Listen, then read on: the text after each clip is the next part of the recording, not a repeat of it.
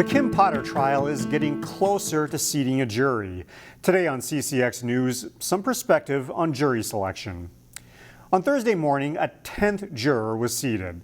Here's the breakdown, with 5 men and 5 women selected as of Thursday afternoon. A total of 12 jurors and 2 alternates are needed for the trial of Kim Potter, charged with first and second-degree manslaughter in the death of Dante Wright during a traffic stop last April. Reporter Sonia Goins talked with a criminal defense attorney from Rogers about jury selection strategy by both the defense and prosecution. I've been a little bit surprised at some of the defense strategy. Matt Holson is a criminal defense attorney with Martin and Wagner in Rogers, and he's watching jury selection. Referring to her as my client doesn't humanize Kim Potter for the jury. Jury selection has gone fairly quickly so far.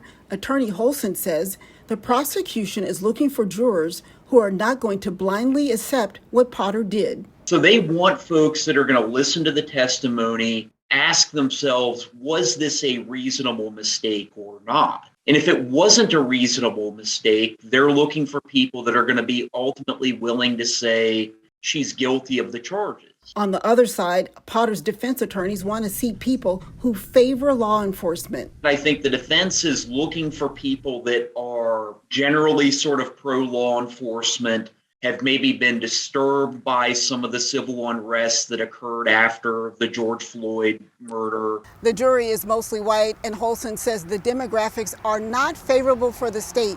He says prosecutors would prefer a more diverse panel. You know, I think white folks generally don't have the same sort of negative experiences with law enforcement that people of color do. White folks are going to be more likely to defer to what Officer Potter did here. Kim Potter told the judge that she will take the stand in her own defense. Holson says while this is uncommon, defense attorneys don't usually show their hand this early in the trial process. I generally would not make a decision about whether or not the person I'm representing is going to testify before seeing what evidence the state's going to present. Opening statements are expected to begin December 8th. Sonia Goins, CCX News. A busy Maple Grove street now has a new holiday decoration to honor the city's Jewish residents and visitors. Chabad of Maple Grove teamed up with city officials and the Arbor Lakes Shopping Center to have this 9-foot menorah placed on the corner of Main Street and Arbor Lakes Parkway. Every single night we add 1 additional light until the climax we get to 8. That teaches us that as much as we've done yesterday, we can always do better tomorrow. The menorah will sit prominently on the plaza outside of Three Squares restaurant until Hanukkah is over on Monday, December 6th. A proposed business park development aims to draw high-paying jobs to Maple Grove, but it's one that is drawing plenty of questions from neighbors. The project would develop vacant land in the northwest area of the city near Interstate 94 and 105th Avenue. It's just a concept at this point without many details. Right now, the plan calls for 2 buildings, one at 195,000 square feet and the other at 110,000 square feet. The developer hopes to attract a medical manufacturer or other tech company with higher employment counts. Residents wonder about the impact on roads and their neighborhood. The City Council will take a look at the proposal at its next meeting. A local elementary school is helping students build courage, confidence, and a connection with the community. In today's school spotlight, Nina Bupasavan takes us to Basswood Elementary in Maple Grove. Left, right, left, flags out. Basswood Elementary School pulled out all the stops for our school visit, even making sure we had a safe walk into school. It was exciting for us to have you here today because the kids just really are excited about what they do.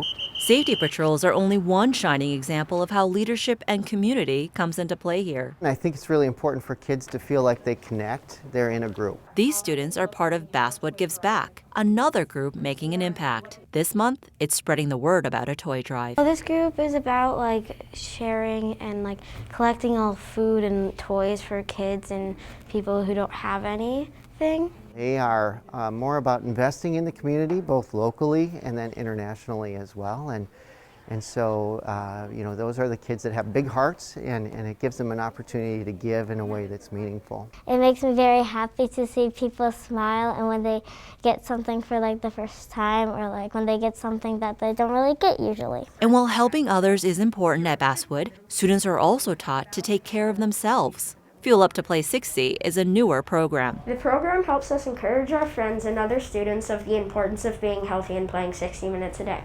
Fuel Up to Play 60 is a fun leadership program to teach kids about how to keep a healthy mind and body. Various young leaders Basswood Elementary hopes will continue to connect and grow wherever they go in the future. We're helping kids develop skills, but also to foster an outward perspective, one that's about service and about generosity, and helping them to be contributing to community. Nina Bupasavan, CCX News. The Cooper High School Theater Department is serving up the perfect clue for your evening's entertainment. Clue is just a huge murder mystery. The main 6 characters are invited to this extravagant mansion called Body Manor to have dinner with the host named Wadsworth. After that, there's a whole plan going on, and then someone winds up dead. And then it just takes a whole spiral from there after that. Clue runs tonight, Thursday, through Saturday evening. All shows are at 7 at the Cooper High School Theater. 2 dead bodies?